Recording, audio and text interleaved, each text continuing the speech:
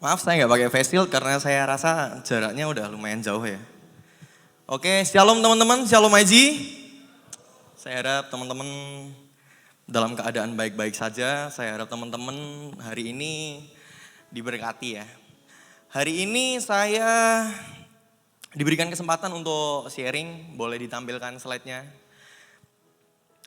Satu kata yang sebenarnya saya sudah sering dengar di sekolah minggu, mungkin teman-teman juga udah sering dengar ya di sekolah minggu. Cuma di sekolah minggu kita hanya membahas kulitnya saja, tetapi hari ini kita mau pahami benar. Apa itu Immanuel? Satu kata yang luar biasa buat hidup saya. Immanuel artinya Tuhan beserta saya. Saya percaya Tuhan beserta teman-teman. Saya percaya Tuhan beserta siapapun. Karena Tuhan Immanuel. Seperti yang dikatakan tadi waktu sama worship leader kemarin juga sama Herman, bahwa Tuhan itu Immanuel, dia tidak bisa mengingkari dirinya. Sama kayak seorang dokter, gelar dokter diperoleh dan menjadi jati diri. Kemanapun dia pergi, dimanapun dia dokter ya dokter.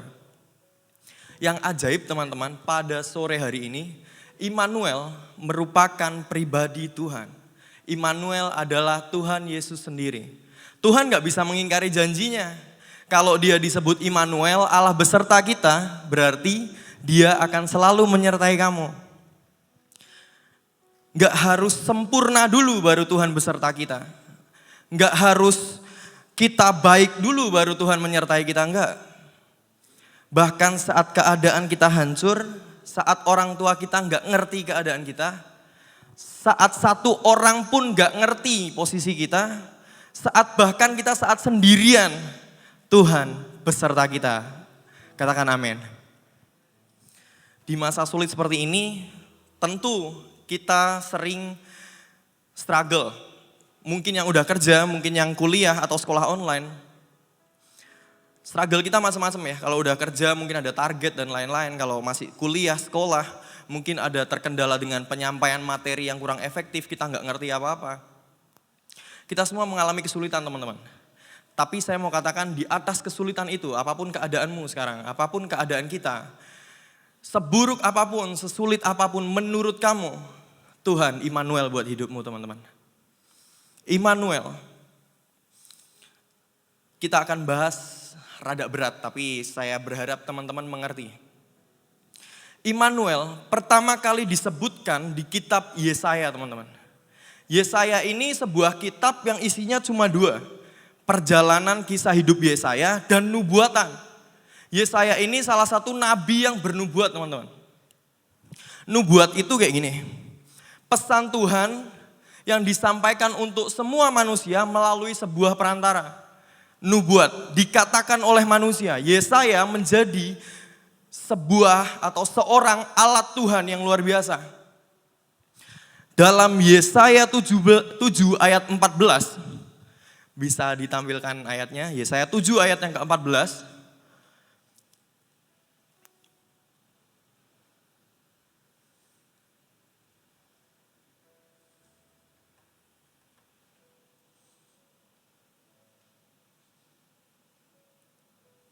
Nah, saya bacakan, sebab itu Tuhan sendirilah yang akan memberikan kepadamu suatu pertanda.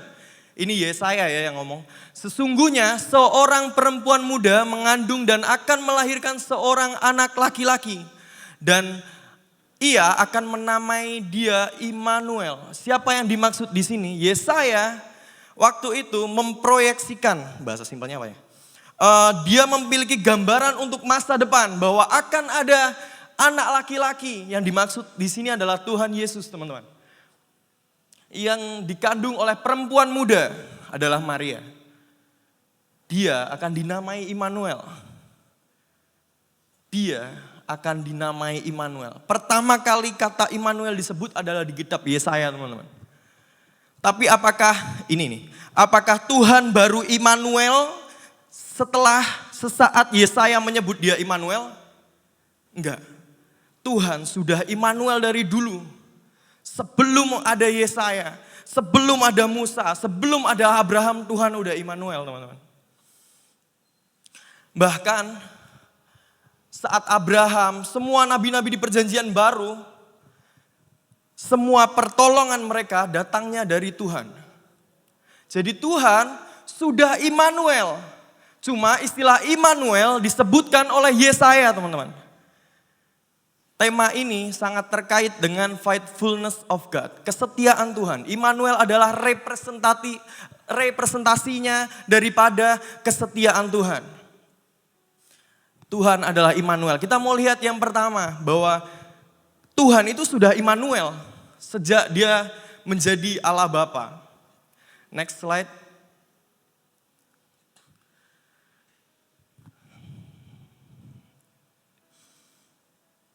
Nah, Allah Bapa adalah secara fungsional, Allah Bapa adalah Allah pencipta. Dia yang menciptakan kita semua. Allah Bapa disebut Bapa karena Bapa itu identik dengan yang menciptakan. Nah, ada 4 hal menarik di sini yang saya renungkan sendiri, dan terlebih dahulu saya diberkati oleh apa yang ingin saya sampaikan pada sore hari ini.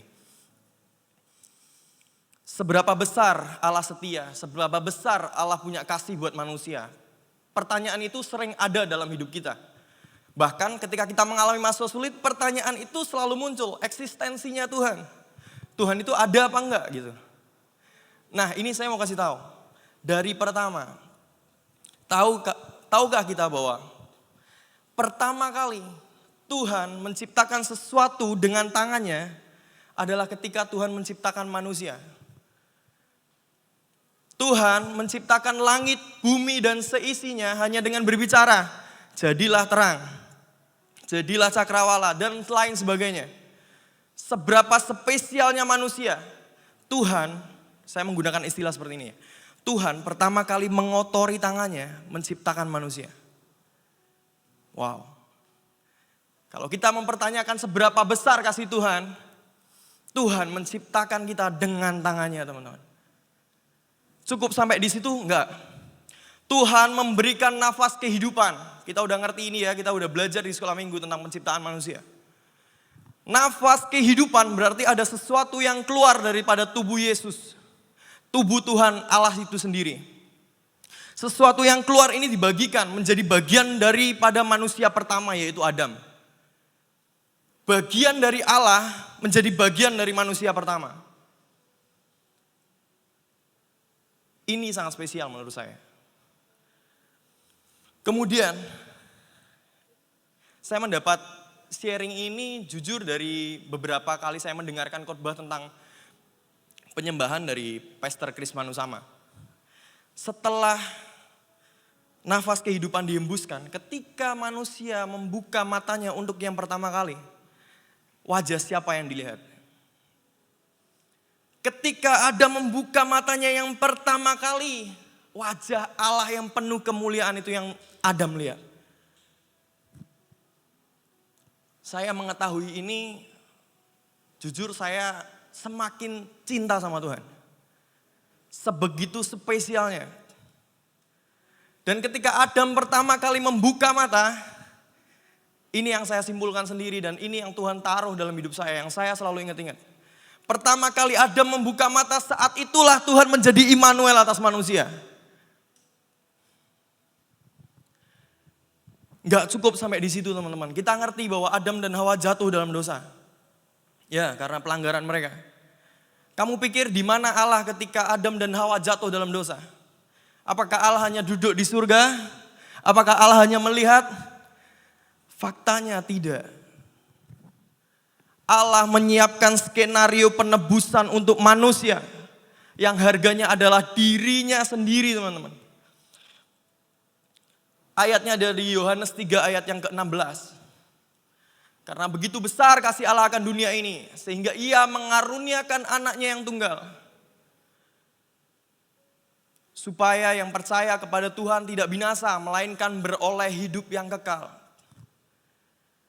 Waktu Allah menjadi Allah Bapa, waktu Adam membuka matanya yang pertama kali, dia sudah menyatakan, aku Immanuel atas manusia.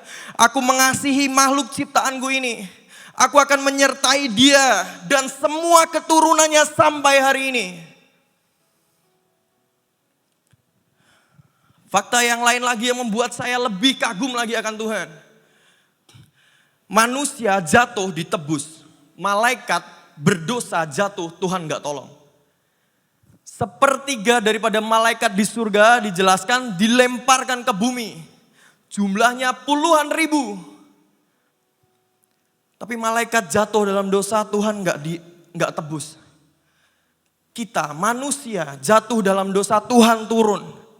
Tuhan menyatakan dirinya Immanuel atas manusia sampai segitunya. Gak hanya diciptain pakai tangan, gak hanya dikasih nafas kehidupan, gak hanya dikasih privilege yang spesial. Di mana manusia pertama hidup di Taman Eden. Taman Eden ini beberapa pengertiannya saya baca spot of presence. Titik kehadiran Tuhan, tempat yang begitu luar biasa. Manusia dikasih. Bahkan jatuh dalam dosa, Tuhan siapkan dirinya buat tebus. Jadi kalau saat ini ada yang merasa saya menjalani hidup saya sendiri. Saya besar sendiri, orang tua saya seolah gak peduli. Saya menggunakan kekuatan dan gagah saya untuk menjalani hari-hari saya sendiri.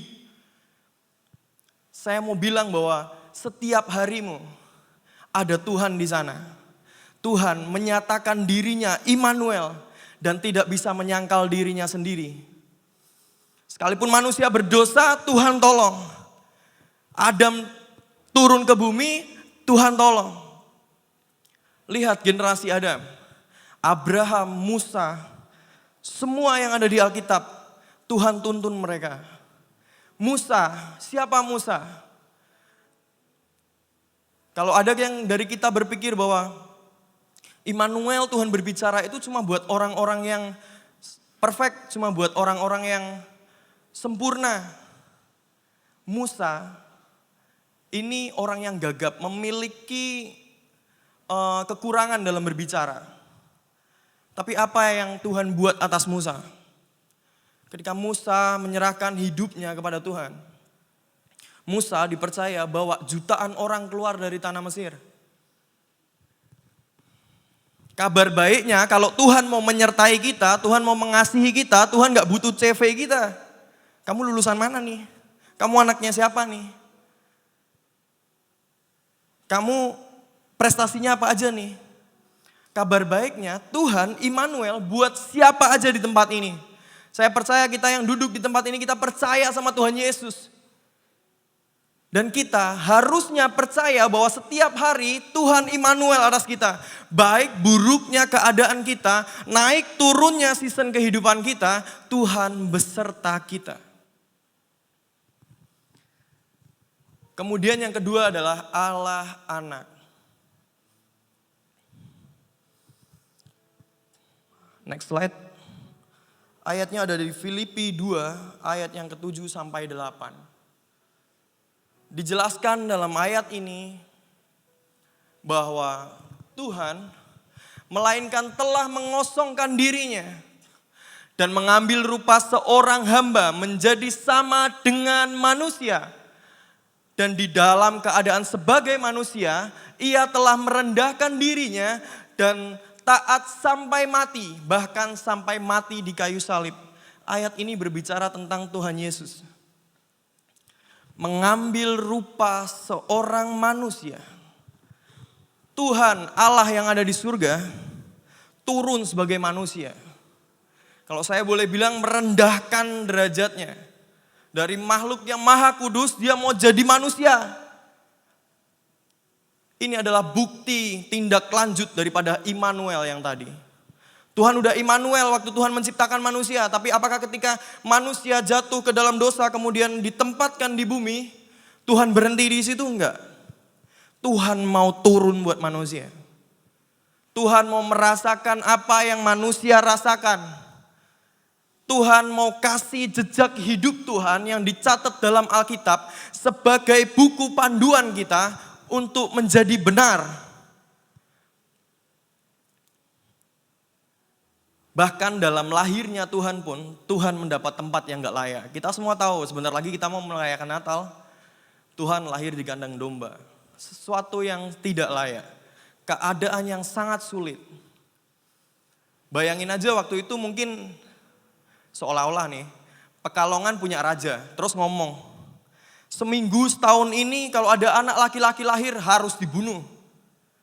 Nah saat dalam keadaan yang seperti itu, Tuhan Yesus lahir. Maria dan Yusuf harus kemana-mana mencari tempat untuk melahirkan. Ancaman jika dilihat orang dia akan melahirkan, dan jika anaknya laki-laki anaknya akan dibunuh itu menghantui Maria dan Yusuf. Kemudian lahir di kandang domba. Tuhan mengambil bagian yang gak layak buat kamu dan saya. Buat membuktikan dirinya Immanuel. Dia gak cuma Allah yang ada di surga duduk melihat, enggak. Dia mau turun. Dia mau merasakan mengambil bagian dalam kesusahan manusia. Sepanjang hidupnya Tuhan memberi contoh yang baik. Dicatat dalam Injil Markus, Matius, Markus, Lukas, Yohanes. Murid-muridnya mencatat bagaimana apa yang Tuhan katakan, apa yang Tuhan lakukan dapat menjadi contoh di generasi berikutnya, di 2000 tahun yang akan datang.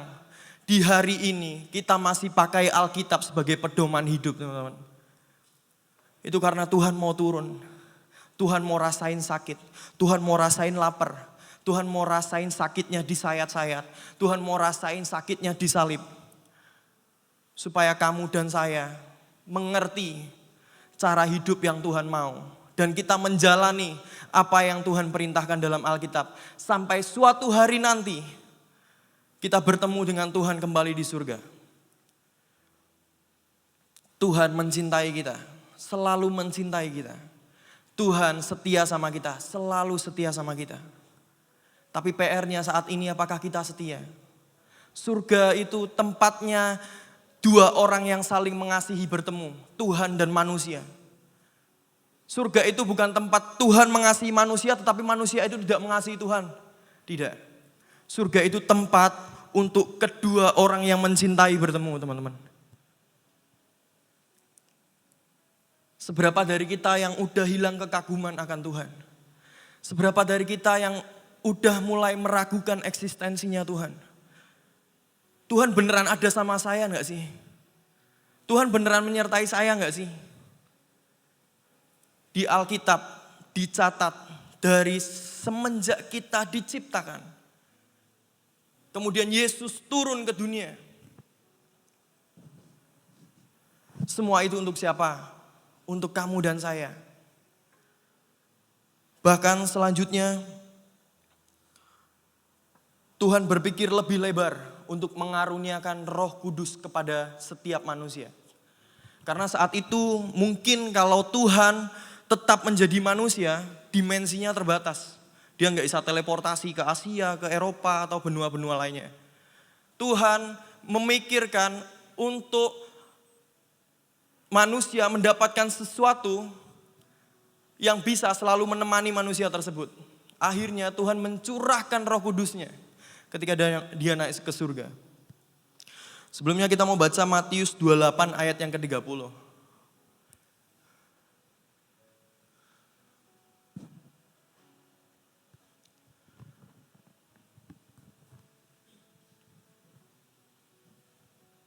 Ini masih Filipi ya?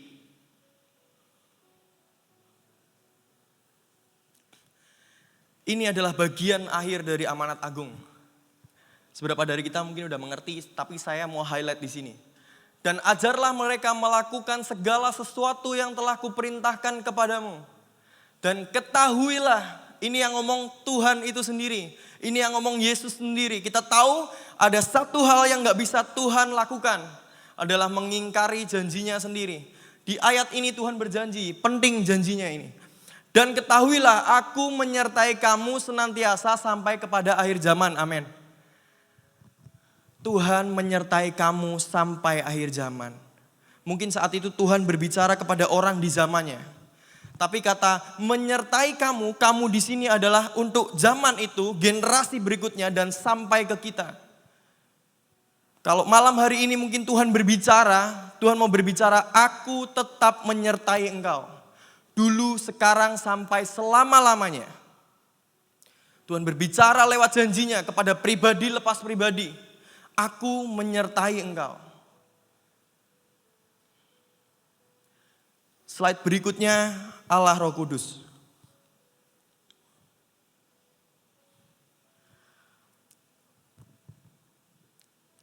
Dalam Yohanes 14 ayat yang ke-16 sampai 18. Aku akan meminta kepada Bapa, ya boleh diganti dah. Aku akan meminta kepada Bapa dan Ia akan memberikan kepadamu seorang penolong yang lain supaya Ia menyertai kamu selama-lamanya, yaitu Roh kebenaran. Dunia tidak dapat menerima Dia sebab dunia tidak melihat Dia dan tidak mengenal Dia. Tetapi kamu mengenal Dia sebab Ia menyertai kamu dan akan diam di dalam kamu. Aku tidak akan meninggalkan kamu sebagai yatim piatu. Aku akan datang kembali kepadamu. Tuhan meminta kepada Bapaknya roh penolong.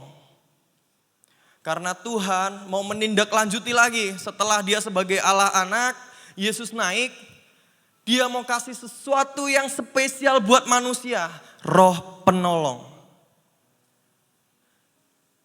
Apa yang paling dibutuhkan kita saat kita kesusahan? Penolong, bukan? Seberapa dari kita yang mulai punya pemikiran yang salah? Ketika saya ada dalam masalah, saya mau cari pelarian. Saya mau main game, saya mau kesini, yang penting saya senang. Tapi saya mau katakan masalahmu gak selesai kalau kamu lari. Yang dibutuhkan kita ketika masa sulit seperti ini adalah roh penolong, roh kudus. Gak tanggung-tanggung, Tuhan bilang roh itu ada untukmu selama-lamanya dan tinggal diam di dalam kamu. Roh Kudus tinggal diam di dalam hidup kita. Tapi seringkali kita menjalani hari dengan tidak menganggap Roh Kudus itu bersama dengan kita. Kita sering mengabaikan Tuhan. Melakukan apa saja itu dengan kekuatan kita, dengan pikiran kita, kita merasa paling pintar, kita merasa paling bisa, kita merasa uang kita bisa menyelesaikan semuanya. Tapi saya mau katakan, engkau sedang mengabaikan Immanuel kalau kamu menjalani hidupmu sendiri. Kalau kamu tiap hari berjalan dengan konsep pemikiran, aku lalui semuanya sendiri, aku bisa semua dengan kuat dan gagahku. Teman-teman, perjuangan Tuhan untuk menjadi Immanuel udah dimulai dari saat pertama kali Adam diciptakan. Kita generasi saat ini harusnya lebih menyadari Tuhan buat ini, skenario ini enggak gampang teman-teman. Tuhan buat ini dengan sesuatu pengorbanan yang luar biasa. Mari sadari bahwa di dalam diri kita ada Tuhan. Bahkan dikatakan tubuhmu adalah bait Kristus. Allah tinggal di dalam hidup kita. Dia Immanuel buat hidup kita. Next slide.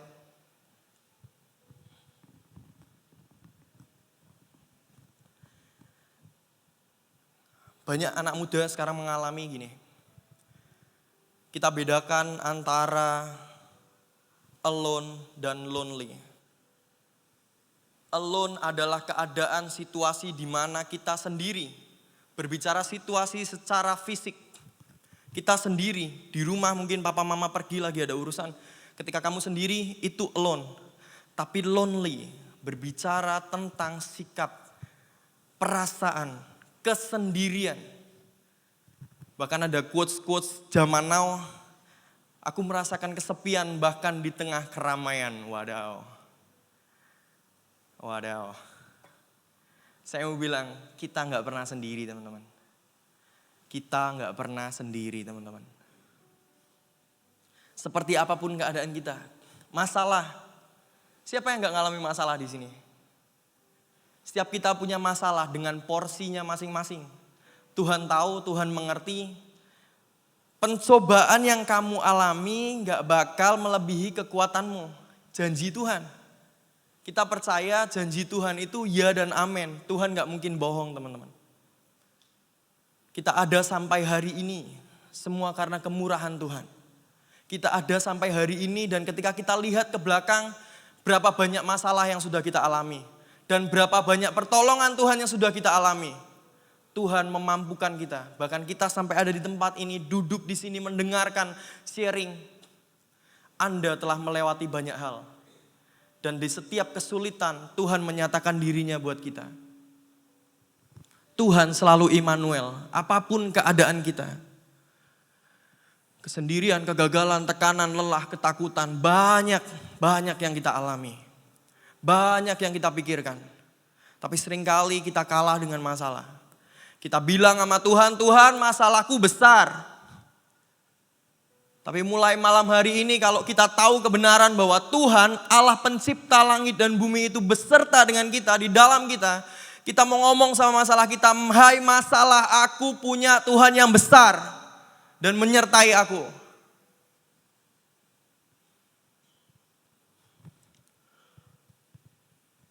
Yesaya 41 ayat yang ke-13. Ayat yang luar biasa. Sebab aku ini Tuhan Allahmu memegang tangan kananmu. Dan berkata kepadamu, janganlah takut. Aku yang menolong engkau. Sebab aku Tuhan Allahmu yang menopang tangan kananmu. Yang berkata kepadamu jangan takut. Ketakutan seringkali membawa hidup kita kepada masalah yang lebih besar. Harusnya masalah kecil tapi karena kita takut, masalah itu terlihat semakin besar, terasa semakin besar. Tapi malam hari ini Tuhan Yesus berkata jangan takut. Kalian bisa bilang sama diri kalian sendiri, jangan takut.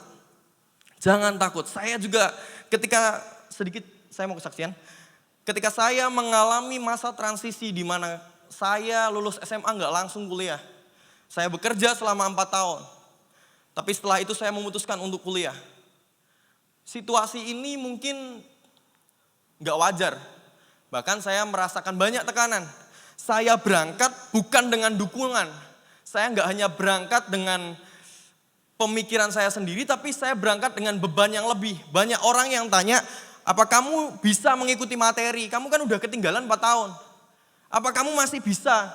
Apa kamu bisa ngikuti ini? Pelajarannya susah loh. Itu harusnya buat anak yang baru lulus SMA loh. Saya berangkat dengan penuh beban teman-teman. Dan kampus yang saya pilih tidak seperti yang biasa dipilih. Kalau ada teman-teman di sini mungkin janjian dari SMA ke universitas ini masih ada temennya. Universitas itu bahkan saya satu-satunya orang Pekalongan yang ada di situ. Saya nggak kenal siapa-siapa, saya nggak tahu siapa-siapa, saya nggak ngerti harus gimana. Saya berangkat. Awalnya saya sempat kebingungan, awalnya saya sempat mungkin bulan-bulan pertama masih ngerasain homesick, sempat agak ngedown juga. Tetapi ada satu titik di mana saya mengerti, saya nggak sendirian. Saya bersama-sama dengan Tuhan. Itu yang menguatkan langkah saya. Tadi saya dengar Next Gen Youth Conference, ada tema yang keren, unseen namanya. Sesuatu yang kelihatan dimulai dari yang nggak kelihatan, maksudnya gimana? Saya memulai untuk tidak takut, memulai langkah percaya diri, memulai untuk melakukan yang terbaik. Dimulai dari hal yang enggak kelihatan, yaitu saya meyakinkan diri saya sendiri. Yesus ada beserta dengan saya. Yesus berkata kepada saya, jangan takut, aku menyertai engkau. Akhirnya saya menjalani, puji Tuhan ini udah semester 5, segalanya berjalan dengan baik. Saya percaya semua karena pertolongan Tuhan. Bukan karena kuat dan gagah saya, bukan. Saya mengalami Immanuel begitu dalam hidup saya. Saya mengalami di mana masa orang tua nggak bisa dengar.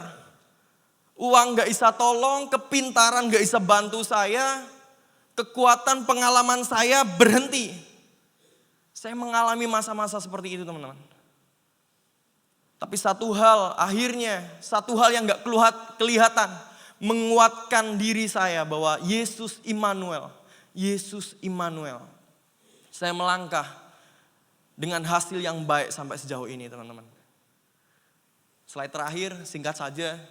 Kalau kita ngerti Tuhan Immanuel dalam hidup kita, banyak hal yang akan berubah. Pola pikir. Kita akan lebih percaya diri. Kita akan lebih yakin. Kita akan menjadi orang yang stabil. Banyak orang yang moodnya up and down karena mengandalkan dirinya sendiri. Menjalani hari tiap hari dengan perasaannya, dengan tanpa Tuhan. Tapi kalau orang yang sadar dia disertai oleh Tuhan, setiap hari sebelum dia memulai hari, dia datang kepada Tuhan berdoa. Saya menjadikan kesempatan saya di Semarang sendirian untuk membangun mezbah doa saya yang lebih lagi. Saya enggak menganggap saya di Semarang adalah sebuah kerugian, saya balikkan pikiran saya menganggap bahwa itu kesempatan saya bikin mezbah doa saya sendiri. Setiap pagi jam 4 saya bangun. Saya berdoa, Tuhan kalau kau tak besertaku, aku enggak mau melangkah. Ada lagu pujian seperti itu saya nyanyikan. Saya merasa ini benar. Tanpa Tuhan, sehari itu saya nggak bisa lakukan apa-apa. Tapi bersama Tuhan, saya percaya saya melewati banyak hal. Saya telah melewati banyak hal. Dan Tuhan selalu tolong saya. Ini tentang saya, bagaimana tentang teman-teman. Sadari Tuhan Immanuel. Terobosan dalam hidupmu dimulai dari sesuatu yang nggak kelihatan. Yaitu mezbah doamu sama Tuhan. Ketika kamu menyadari Tuhan Immanuel, cara menyembahmu bakal beda. Kalau ada orang-orang datang ke gereja, mungkin sampai saat ini ada orang percaya datang ke gereja menyembah Tuhan hanya karena secara teknis ibadah, nyanyi penyembahan ya penyembahan, nyanyi pujian ya saya ikutin liriknya. Penyembahan lebih dari itu. Penyembahan itu setiap harinya kita menyadari kalau Tuhan Immanuel, menyadari kalau Tuhan di dalam saya. Berarti setiap kali saya mau memulai hari dan mengakhiri hari, saya harus datang sama Tuhan. Harus bersyukur sama Tuhan. Firman sharing saya sampai di sini. Mari saya undang pemain musik, teman-teman singer, worship leader bisa maju ke depan. Immanuel, satu nama yang kekal. Kekal dalam arti kita dan generasi di bawah kita, bahkan generasi di atas kita. Tuhan selalu Immanuel. Mari kita bawa hati kita sama Tuhan. Mari ambil posisi yang terbaik untuk bertemu pribadi lepas pribadi sama Tuhan.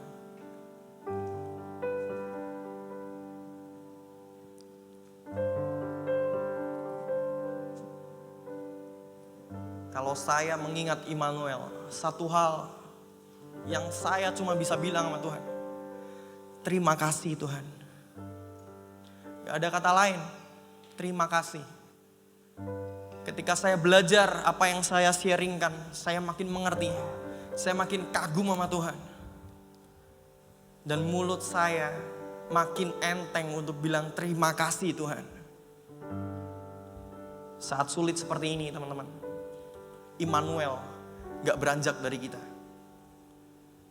Saat sulit seperti apapun, lembah terdalam dalam hidup kita, paling gelap, Tuhan Immanuel buat setiap kita.